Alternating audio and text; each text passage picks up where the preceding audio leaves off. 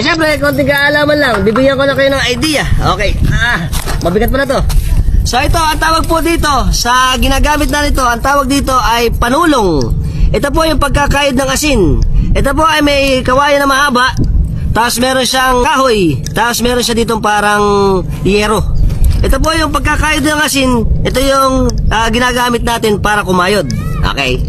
At ito naman pong stainless na to, na meron siyang kawayan. Ang tawag naman dito natin ay panilid.